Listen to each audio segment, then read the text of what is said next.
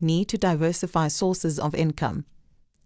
When you think about starting with local fundraising, one of the first questions you ask yourself is, why would I start doing this?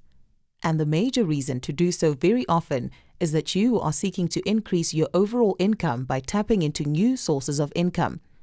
Maybe you have already learned in your daily realities that your income has suddenly declined, for instance, because a grant has not been renewed.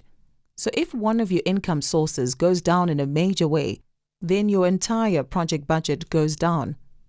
This has taught you that getting all your income from one source or just a few sources sets you at quite a big risk, because the result may be that the projects that you want to develop and want to implement may possibly not take place. In the previous screen, you looked at your own income pattern, or as we would call it in fundraising, your funding mix. It is interesting and important to know what your funding mix looks like. You have seen that there are several sources of income and also different levels. You have the international level, where sources can come from abroad. You have the national level and the domestic or regional level.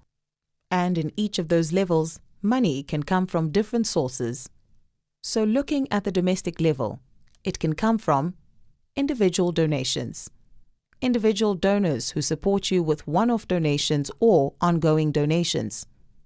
Local companies, volunteers who give you their time. On the national level, you can receive income through the government, through corporations, again through individuals, and of course, there may be foundations and NGOs who support your work. And at the international level, it may be governments again, but then from abroad, from other countries. It may be foundations again, international foundations and NGOs, and it can even be supranational sources, like from the World Bank, for instance, or from the EU. We may conclude that finding the right funding mix is a key goal for every fundraiser.